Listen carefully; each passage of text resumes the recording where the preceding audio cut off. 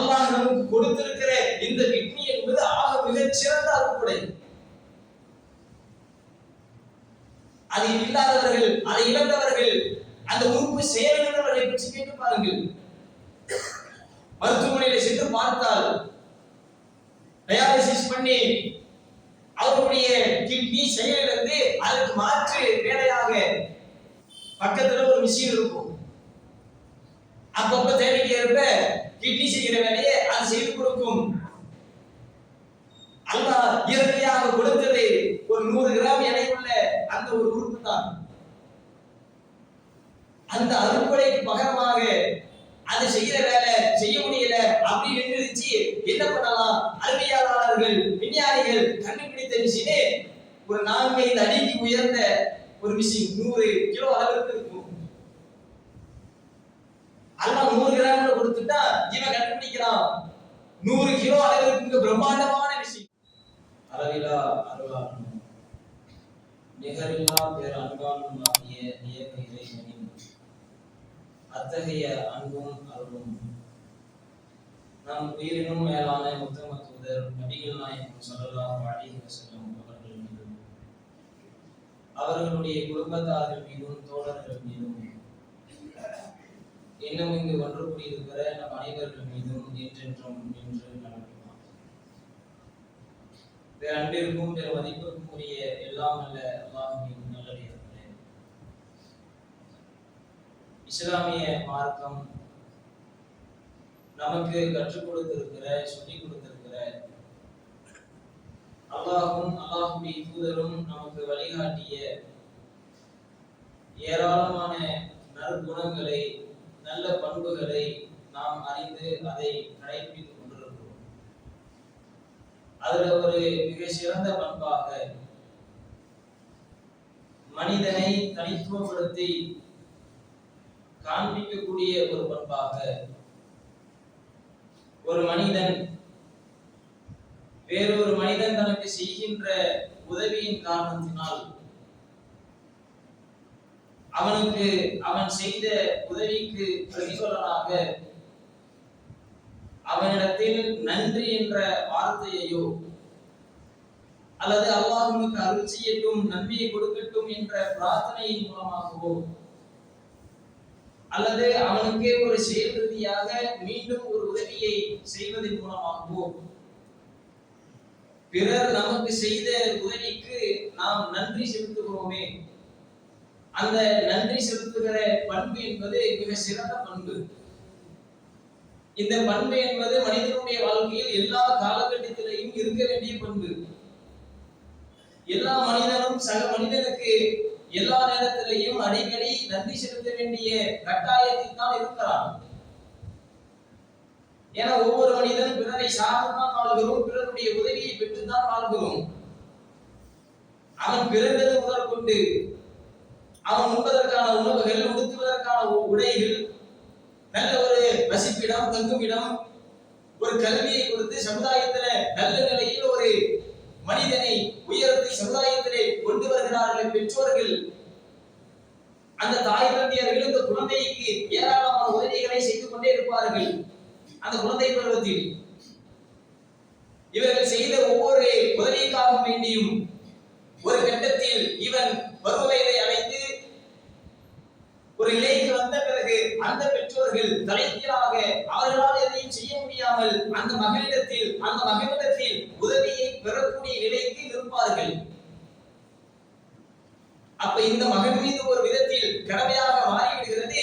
சிறு வயதில் உனக்கு இந்த பெற்றோர்கள் எப்படி உதவி புரிந்தார்களோ, நன்மை செய்தார்களோ, அதே போன்று பிரதிபலனாக நன்றி செலுத்துகிற விதமாக அந்த பெற்றோர்களுக்கு நீ அவருடைய முதிய வயதில் நீ உதவியை செய்து இப்படி நன்றி செலுத்திவிடு.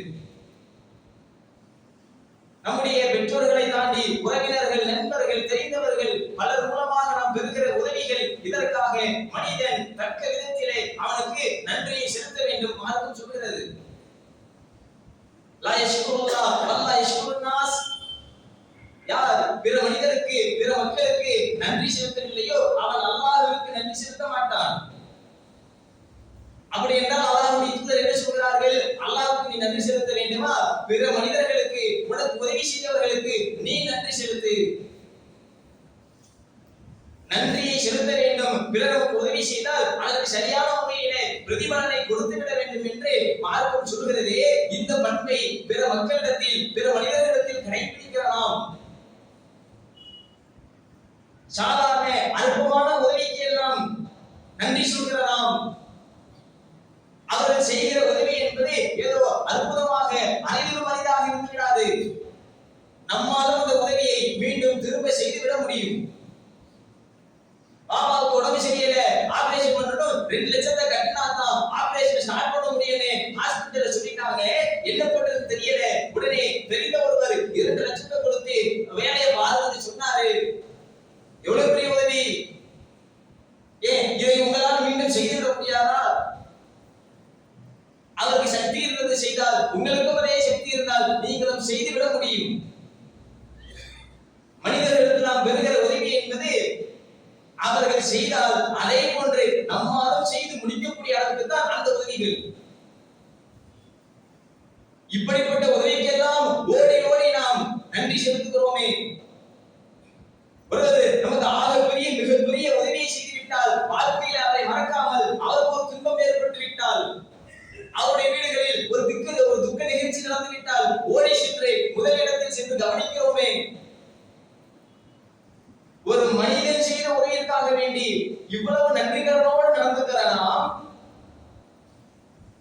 படைத்த ரப்பல் ஆலமீன் அவன் செய்திருக்கிற உதவியை நம்மால் சரியாக சமமாக நன்றி செலுத்திவிட முடியுமா?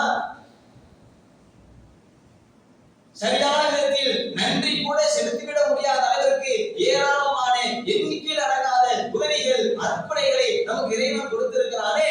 அப்படிப்பட்ட இறைவனுக்கு நன்றி செலுத்தும் விஷயத்தில் நாம் எப்படி இருக்கிறோம்? அந்த பண்பு எப்படி இருக்கிறது? அதனால்தான் அல்லாஹ் கூட திருமறை ஒரு இடத்தில் சொல்கிறான், குதிரையை ஒப்பிட்டு சொல்கிறான், வலஆதியாத்தி தபஹா, மூச்சிரைத்து பாய்ந்து செல்கிற அந்த விலங்கின் மீது சத்தியமாக, தீப்பொறியை கிளப்பி செல்கின்ற அந்த விலங்கின் மீது சத்தியமாக, படைக்குள்ளே புகுந்து செல்கின்ற அந்த பிராணியின் மீது சத்தியமாக என்று குதிரையை பற்றி, குதிரையுடைய தன்மைகளை பற்றி சொல்லிவிட்டு அடுத்ததாக இறைவன் மனிதனை ஒப்பிட்டு சொல்கிறான், வஇன்னல் இன்சான லிரப்பிஹி லகனூத். ஆனால் மனிதன் தன்னுடைய இறைவனுக்கு நன்றி கெட்டவனாக இருக்கிறான், நன்றி செலுத்துவதில்லை என்று சொல்கிறான். ஒப்பீடு எப்படி இருக்கிறது? ஒருவன் குதிரையை வளர்க்கிறான், அந்த குதிரை அந்த எஜமானருக்கு எப்படி நன்றி செலுத்துகிறது இறைவன் அழகாக சொல்கிறான். ஏப்பா நீ போட்ட ஒரு கட்டு புல்லிற்காக, தேவையான நேரத்தில் நீ கொடுத்த உணவிற்காக, பராமரிப்பதற்காக வேண்டி போர்க்களத்தில் எதிரி படைகளுக்கு முன்னால் ஆயுதத்தை ஏந்தி எதிர்த்து நிற்கிறார்கள். உன்னை சுமந்து கொண்டு அந்த குதிரை படைக்குள் செல்கிறதே, போர்க்களத்தில் உனக்கு வழிகாட்டுகிறதே, இப்படி உனக்கு நன்றி செலுத்துகிறதே. ஒரு கால்நடை விஷயத்தில் அந்த கால்நடைக்கு நன்றி செலுத்துகிற அந்த பண்பு கூட, அந்த தன்மை கூட சில மனிதர்களுக்கு தன்னுடைய இறைவனுக்கு நன்றி செலுத்த வேண்டிய விஷயத்தில் இல்லை. அவன் நன்றி கெட்டவனாக இருக்கிறான் என்று இறைவன் சொல்கிறான். சரி யோசித்து பாருங்கள். சாதாரண மனிதர்களுக்கு, மனிதர் நமக்கு செய்கிற உதவிக்கு நாம் நன்றி செலுத்துகிறோம் என்றால், அல்லாஹ் நமக்கு செய்த உதவிகள், அற்புதங்கள், அதுக்கு நன்றி செலுத்துவது இரண்டாவது விஷயம். அல்லாஹ் இவ்வளவு நன்றி நமக்கு உதவி செய்து விட்டான், அற்புதத்தை கொடுத்துட்டான், இதுக்கெல்லாம் நம்ம நன்றி செலுத்தணும்னு சொல்லி நன்றி செலுத்துவது இரண்டாவது. முதலில் இறைவன் நம்மை பார்த்து சொல்கிறான், வஇன் தஅது நிஅமத்துல்லாஹ், அல்லாஹ்வுடைய அற்புதங்களை நீங்கள் எண்ணினால் லா தஹ்சுஹா, அதை உங்களால் எண்ணி முடிக்கவே முடியாது. நன்றி செலுத்துவதெல்லாம் இரண்டாவது. முதல்ல அல்லாஹ் உங்களுக்கு எவ்வளவு உதவியை செய்தான், எவ்வளவு அற்புதங்களை கொடுத்தான் எண்ணி பாருங்கள், அதுவே முடியாது. முதல்ல என்ன தானே இவ்வளவு உதவிகள், அற்புதங்கள் அல்லாஹ் கொடுத்தான், இதுக்கு இதே மாதிரி சமநிலைக்கு உதவி அல்லாஹ்வுக்கு நன்றி செலுத்திவிடலாம் என்று நன்றி செலுத்துவதற்கு அடிப்படையில் என்னென்னலாம் செஞ்சா அது தெரியல, எவ்வளவு அற்புதங்களாம் கொடுத்தான் அதை தெரிந்து கொள்ள வேண்டுமே, அதை கூட நம்மால் அறிந்து கொள்ள முடியாத, அதற்கு கூட சக்தி இல்லாத அளவிற்கு அல்லாஹ் ஏராளமான கோடான கோடி அற்புதங்களை கொடுத்திருக்கிறார். படைப்பினுடைய ஆரம்பம் அதை நினைத்து பாருங்கள். இந்த நேரத்தில் இந்த நொடிப்பொழுதில் இங்கு அமர்ந்து நன்மையை சம்பாதித்துக் கொண்டு தொழுத பிறகு வீடுக்கு செல்கிறோம், மனைவியை பார்க்கிறோம், தாய் தந்தையை பார்க்கிறோம், பிள்ளையை பார்க்கிறோம், அவருடைய முகத்தை பார்த்து அனுபவிக்கிற சந்தோஷப்படுகிற இந்த வாழ்க்கை, நல்ல ருசிச்சு சாப்பிடுகிற உணவை சாப்பிட்டு அதன் மூலம் இன்பத்தை அனுபவிக்கிற இந்த வாழ்க்கை, உலகத்திலே ஒவ்வொரு விதமாக இன்பத்தை கண்டு நல்ல இன்பமான வாழ்க்கையாக வாழ்கிற மனிதனாக பிறந்து நாம் வாழக்கூடிய இந்த வாழ்க்கையை அல்லாஹ் ஏற்படுத்தி இருக்கிறானே, முதல் அற்புடை எவ்வளவு பெரிய அற்புடை. ஒரு 50 வயது மனிதர் இருக்கிறார். 50 வருடத்திற்கு முன்னாலே அவர் எங்கே இருப்பார்? அவருடைய தாயினுடைய வயிற்றிலே கருவாக இருப்பார். அதற்கு முன்னால அந்த 9-10 மாதத்துக்கு முன்னாக எங்கே இருப்பார்? இப்ராஹிம் என்ற ஒரு நபர், இஸ்மாயில் என்ற ஒரு நபர், முகமது என்கிற ஒரு நபர், யாராக இருந்தாலும் கருவுக்கு முன்னால் எந்த அடையாளமும் இல்லாமல் எங்கே இருக்கிறார் என்ற அடையாளமே இல்லாமல் இருப்பார். பல ஆயிரம் ஆண்டுகளே அப்படியே முன்னோக்கி சென்று கொண்டே போங்கள். மனிதன் என்ற இனம் படைக்கப்படுவதற்கு முன்னால் நாம் எங்கே இருந்தோம்? இப்படி அனுபவித்து இன்பமாக வாழ்கிற இந்த வாழ்க்கை அப்பொழுது இருந்ததா? ஒன்றுமே இல்லாமல், எந்த அடையாளமும் இல்லாமல் இருந்த நம்மை உயிரினமாக படைத்து வாழ்க்கையை கொடுத்து பல இன்பங்களை கொடுத்து இன்றைக்கு நம்ம இன்பகரமாக வாழ செய்திருக்கிறானே, இந்த வாழ்க்கை என்பது எவ்வளவு அற்புடை. அடுத்த அல்லாஹ் சொல்றான், உங்களுக்குள்ள பாருங்க, உங்களை படைத்து உங்களுடைய உறுப்புகளில் உங்கள் உடல்களில் இருக்கிற அற்புடைகள், ஏராளமான அற்புடைகள். அதில் ஒரு இடத்தில் இறைவன் குறிப்பிட்டு சொல்கிறான், அலம் நஜஅல் லஹு ஐனைன், நாம் அவனுக்கு 2 கண்களை வழங்கவில்லையா? வலிசான ஷஃபத்தைன், ஒரு நாவையும் 2 உதடுகளையும் அவனுக்கு நாம் வழங்கவில்லையா? உங்க உடல்ல இருக்கிற வேறு உலகத்துல சுற்றி திரிந்து தேடி சென்று பார்க்க வேண்டிய உதவியெல்லாம் அற்புடையெல்லாம் வேண்டாம். உதாரணத்திற்கு நீங்கள் தினமும் உணர்கின்ற பார்க்கின்ற உங்கள் கண்களை எடுத்துக் கொள்ளுங்கள். எவ்வளவு அற்புடை! அந்த கண் இருப்பதினால்தான் அதனுடைய அருமை தெரியாமல், அதனுடைய அற்புடைய மகிமை தெரியாமல் வாழ்கிறோம். இல்லாதவர்களை பாருங்கள், ஒரு நாள் கண்களை கட்டிக்கொண்டு அன்றாடம் நீங்கள் செய்கிற தினசரி செய்கிற வேலையை ஒரே ஒரு நாள் கண்களை கட்டிக்கொண்டு செய்து முடித்து பாருங்கள். எல்லாம் தலைகீழாக நிலை குலைந்து சரியாக செய்ய முடியாது. கண் பார்வை இழந்தவர்கள் அவர்களிடத்தில் சென்று கேட்டு பாருங்கள். கண்ணுடைய மகிமை, அவன் இறைவன் கொடுத்த அற்புதனுடைய பலன்கள் என்ன? பொதுவாக ஒரு தாய்மாருக்கு தான் பெற்றெடுத்த குழந்தையை வளர்த்து ஆளாக்கி எந்நேரமும் தன்னுடைய கண்ணுக்குள்ளாக பார்த்து பார்த்து தன்னுடைய பராமரிப்புக்குள்ளாகவே வளர்ந்து வளர்ந்து வரக்கூடிய ஒரு குழந்தை பரீட்சை லீவு விடப்பட்டுச்சு. ஒரு 2-3 நாள் அவன் பாட்டி வீட்டுக்கு போய் விடுமுறையை கழிக்கட்டும் என்று 2 நாள் அனுப்பினால் போதும். அடுத்த 2 நாள் அழுக, என் பிள்ளைய பார்க்கணும், முகத்தை பார்க்காம இருக்குல்ல. ஆனால் தான் பெற்றெடுத்த குழந்தையை கடைசி வரைக்கும், மரணிக்கின்ற வரைக்கும் தன் கண்ணால் பார்க்க முடியாமல் எத்தனை தாய்மார்கள், கண் பார்வை இழந்த நபர்கள் எத்தனை பேர்? 2 நாள் பார்க்கணும்னே கஷ்டப்படுகிறீர்களே. வாழ்க்கை முழுக்க தான் பெற்றெடுத்த 10 மாதம் சுமந்து பெற்றெடுத்த குழந்தையை கண் பார்வை இழந்த ஒரு தாய்மார், ஒரு பெண்மணி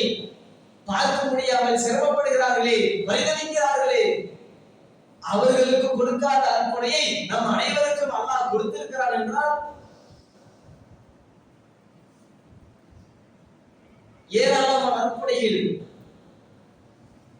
உடலில் உள்ள மிக முக்கியமான ஒரு உறுப்பு, ரத்தத்தை சுத்திகரிப்பு செய்கின்ற, உடலில் உள்ள அழுக்குகளை அசுத்தங்களை வெளியேற்றுகின்ற மிக முக்கியமான பணியை செய்கின்ற உறுப்பு கிட்னி. சாதாரண 100 கிராம் எடை தான் உள்ளங்கையிலே அதனுடைய அடைக்கிடக்கூடிய அளவுக்கு தான் அதனுடைய எடை, அகலம் எல்லாம். நினைத்து பார்த்தால் அது செய்கிற அந்த வேலையை பார்த்தால் அல்லாஹ் நமக்கு கொடுத்திருக்கிற இந்த கிட்னி என்பது ஆக மிகச் சிறந்த அறுப்புடை. அது இல்லாதவர்கள், அதை இழந்தவர்கள், அந்த உறுப்பு செயலிழந்தவர்களை பற்றி கேட்டு பாருங்கள். மருத்துவமனையில் சென்று பார்த்தால் டயாலிசிஸ் பண்ணி அவருடைய கிட்னி செயலிழந்து அதற்கு மாற்று வேலையாக பக்கத்துல ஒரு மிஷின் இருக்கும். அப்பப்ப தேவைக்கு ஏற்ப கிட்னி செய்கிற வேலையை அது செய்து கொடுக்கும். அல்லாஹ் இயற்கையாக கொடுத்தது ஒரு 100 கிராம் எடை உள்ள அந்த ஒரு உறுப்பு தான். அந்த அறுப்படைக்கு பகரமாக அது செய்கிற வேலை செய்ய முடியல அப்படி நின்றுச்சு. என்ன பண்ணலாம்? அறிவியலாளர்கள், விஞ்ஞானிகள் கண்டுபிடித்த மிஷினே ஒரு 4-5 அடிக்கு உயர்ந்த ஒரு மிஷின், 100 கிலோ அளவுக்கு இருக்கும். அல்லாஹ் 100 கிராம்ல கொடுத்துட்டா இவன் கண்டுபிடிக்கிறான் 100 கிலோ அளவுக்கு பிரம்மாண்டமான மிஷின், இயந்திரம். இவ்வளவு பிரம்மாண்டமாக செஞ்சு கிட்னி செய்கிற வேலையை அந்த மிஷின் செய்து விடுகிறதா? 40-45% தான் அதனுடைய வேலை இருக்கும். நம்முடைய உடலில் உள்ள ரத்தங்களை அப்படியே பரிசுத்தப்படுத்தி சுத்தப்படுத்தி அன்றாட நம்முடைய உடல்களை இயக்கிக் கொண்டிருக்கிறது, இயக்க வைக்கிறது.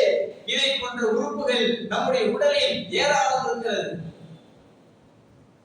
அது இல்லாத எத்தனையோ நபர்கள் இன்றைக்கு மருத்துவமனையில் சிரமப்பட்டுக் கொண்டிருக்கிறார்கள். அவர்களுக்கு மத்தியில் ஆரோக்கியத்தோடு உடல் நல்ல நிலையோடு இன்றைக்கு அமர்ந்திருக்கிறோமே, இதற்காக வேண்டி நம்ம எத்தனை நபர்கள் அல்லாஹ்வுக்கு நன்றி செலுத்துகிறோம். நன்றி செலுத்துவதுனா எப்படி? நாம் அல்லாஹ்வை புகழ்கின்ற ஒவ்வொரு புகழ் வார்த்தைகளும் அல்லாஹ்வுக்கு நன்றி செலுத்துவது. அவன் சொன்ன காரியங்கள், கட்டளைகள், வணக்க வழிபாடுகள் உரிய நேரத்தில் செய்துவிட்டால் நாம் அல்லாஹ்விற்கு நன்றி செலுத்துகிறோம். அல்லாஹ் செஞ்சதை அவனுக்கு மீண்டபடி செய்யணும்னு கிடையாது, அது நம்மளால சாத்தியமும் கிடையாது. அல்லாஹ் சொன்னான், சொன்னதற்கு கட்டுப்பட்டு தொழுக சொன்னானா சரியான முறையில் தொழுது விட்டேன் என்றால் நாம் அல்லாஹ்வுக்கு செய்கிற நன்றி செலுத்துதல். இன்பங்களை காணும் பொழுது, அல்லாஹ்வுடைய அற்புடையை பார்க்கும் பொழுது, அவன் உதவியை காணும் பொழுது அல்லாஹ்வை புகழ்ந்து நீங்கள் சொல்கிற அல்ஹம்துலில்லாஹ் என்ற வார்த்தை அல்லாஹ்விற்கு நான் நன்றி செலுத்துவது. இப்படி வார்த்தைகள் மூலமாக அல்லாஹ் சொன்ன கட்டளைகளை நிறைவேற்றுவதன் மூலமாக அல்லாஹ்வுக்கு நம்முடைய வாழ்க்கையில் அன்றாடம் நாம் நன்றியை செலுத்திவிட முடியும். இந்த ஜும்மாவுடைய தொழுகையில, ஜும்மாவுடைய நேரத்துல இந்த பள்ளி நிரம்பி வருகிறது என்றால் இந்த தொழுகைக்கு முக்கியத்துவம் கொடுத்து வருகிறதா? இதை போன்று 5 தொழுகைக்கும் இறைவனுக்கு நன்றி செலுத்துகிற விதமாக வந்து இந்த பள்ளி நிரம்ப நின்று இறைவனுக்கு நன்றி செலுத்த வேண்டும். இதே போன்று ஃபஜ்ரிலேயும் இருக்க வேண்டும். இன்னும் 5 தொழுகைகளிலேயும் இதை போன்று இறைவனுக்கு நன்றி செலுத்துவதற்காக வேண்டி நம்முடைய காரியங்களை அமைத்துக் கொள்ள வேண்டும். அல்லாஹ் தூக்கத்தை மிகப்பெரிய அற்புடையாக 2 நாள் தூக்கம் இல்ல, 3 நாள் தூக்கம் இல்லைன்னா மனிதனை போன்று இருக்க மாட்டான். வைத்தியம் போன்று பித்து பிடித்து என்ன செய்வது என்று தெரியாமல் திணறிக் கொண்டிருப்பான். அப்படிப்பட்ட அற்புடைய அனுபவித்துக் கொண்டிருக்கும் பொழுதே அஸ்ஸலாத்து கைருன் மினன் நௌம், தூக்கத்தை விட தொழுகை சிறந்தது, தொழுகையின் பக்கம் ஆறுகள் என்று அழைத்தால் சரி, அல்லாஹ் கொடுத்த தூக்கம் அவ்வளவு பெரிய அற்புடை, அதை அனுபவித்திருக்கிறோம். இந்த தூக்கத்திற்காக இதோ இந்த தூக்கத்தை விட்டு எழுந்து அல்லாஹ்வுக்கு நன்றி செலுத்துகிறேன் என்று ஓடி வந்து சுபஹ் நேரத்தில் தொழக்கூடிய மக்களாக இருக்க வேண்டும். ஆனா பல பேரு நன்றி செலுத்துவா, இரண்டாவது இன்னும் அந்த இன்பத்தை, அந்த அருட்கொடைய தூக்கத்தை இன்னும் அனுபவித்தே இருப்பேன் என்று பலர் உறங்கிக் கொண்டே இருக்கிறார்கள். நேரம் கடந்து வருகிறது, இறைவனுக்கு செய்ய வேண்டிய கடமையை மறந்து விடுகிறார்கள். சில பேர் இந்த ஜும்மாவுடைய சபையிலேயே அந்த அருட்கொடையை அனுபவிப்பார்கள். ஆங்காங்க 4-5 பேரு தூக்கத்துல. இப்படி இறைவனுக்கு மாறு செய்து விடாமல் இறைவன் சொன்ன எல்லா காரியத்தையும் சரியாக செய்து வந்தால் அவனை புகழ்ந்து சொல்கிற ஒவ்வொரு வார்த்தைகள் என்று பல விதங்களில் இறைவனுக்கு நாம் நன்றி செலுத்த முடியும். இன்னும் அல்லாஹ் இடத்திலே சொல்கிறான், வத்தகுல்லாஹ் லஅல்லகும் தஷ்குரூன். நீங்கள் அல்லாஹ்வை அஞ்ச வேண்டிய முறைப்படி இறைவனை அஞ்சி விடுங்கள். அதன் மூலமாக இறைவனுக்கு நீங்கள் நன்றி செலுத்தக்கூடும். அல்லாஹ்வுக்கு நன்றி செலுத்தணுமா? அவன் கொடுத்த அருட்கொடைகள் உதவிகளுக்கு பகரமாக பரிகாரமாக நன்றி செலுத்த வேண்டும் என்றால் முதலில் இறைவனை நீங்கள் அஞ்சி விடுங்கள். இறையச்சம் உங்களிடத்தில் வந்துவிட்டால் அதுவே நீங்கள் தானாகவே இறைவனை நன்றி செலுத்த ஆரம்பித்து விடுவீர்கள். இந்த இறையச்சம் என்ற பண்பு, அடிப்படை பண்பு நம்மிடத்தில் வந்துவிட்டால் இறைவனுக்கு நன்றி செலுத்த வேண்டும் என்ற எண்ணமும் அதோடு சேர்ந்து வந்துவிடும். இறுதியாக ஒரே ஒரு வசனம் அல்லாஹ்வுடைய திருமறையில் சூரத்து தௌபா 9வது அத்தியாயம் 24வது வசனத்தில் சொல்கிறார், குல் நபியே கூறுவீராக, இன்கான ஆபாவுக்கும் உங்களுடைய பெற்றோர்கள், அபனாவுக்கும் உங்களுடைய பிள்ளைகள், இஸ்வானுக்கும் உங்களுடைய சகோதரர்கள், அஸ்வாஜுக்கும் உங்கள் வாழ்க்கை துணைவியர்கள், அஷீரத்துக்கும் உங்களுடைய குடும்பத்தார்கள், நீங்கள் விரும்பி சேர்த்து சம்பாதிக்கக்கூடிய செல்வங்கள், நஷ்டமாகி விடுமோ என்று நீங்கள் அஞ்சுகின்ற உங்கள் வியாபாரங்கள், நீங்கள் விரும்புகின்ற வசிப்பிடங்கள், அஹப்ப இலைக்கும் உங்களுடைய குடும்பம், வீடு, சொத்து, சுகம், பிள்ளை, இவைகள் தான் உங்களுக்கு அதிக விருப்பம் உள்ளவையாக இருந்து விட்டால் எதைவிட மினல்லாஹி அல்லாஹ்வை விட ரசூலிஹி அவரது தூதரை விட வஜிஹாதின் ஃபீ சபீலிஹி அல்லாஹ்வுடைய பாதையில் போர் புரிவதை விட இவைகள் தான் உங்களுக்கு விருப்பம், உலகத்தில் உள்ள மோகம் தான் விருப்பம் என்று நீங்கள் இருந்தால் ஃபதரப்பசு காத்து கொண்டிருங்கள். ஹத்தா யஅதி அல்லாஹு பி அம்ரி, அல்லாஹ்வுடைய கட்டளையை இறக்கும் வரைக்கும் கொண்டு வரும் வரைக்கும் காத்து கொண்டிருங்கள். அல்லாஹ் குற்றம் புரிகிற எந்த கூட்டத்திற்கும் நேர்வழி காட்ட மாட்டான் என்று எச்சரித்து சொல்கிறான். இந்த வசனத்தை உள்ளத்தில் ஆழமாக பதிய வைத்து நாம் வாழ்கிற ஒட்டுமொத்த இந்த வாழ்க்கையும் அல்லாஹ்வுக்காக, இந்த மார்க்கத்திற்காக தான் என்று புரிந்து இறைவன் சொன்ன அனைத்து செயல்களையும் அனைத்து கடமைகளையும் செய்து அவன் கொடுத்த அர்ப்பணிகளுக்காக வாழ்க்கை முழுக்க அவனுக்கு நன்றிப்பட்டு நன்றி செலுத்தக்கூடிய நன்மக்களாக அல்லாஹ் ரப்பல் ஆலமீன் நம் அனைவர்களையும் ஆக்கி அருள் புரிவான். الحمد لله رب العالمين. السلام عليكم ورحمة الله وبركاته.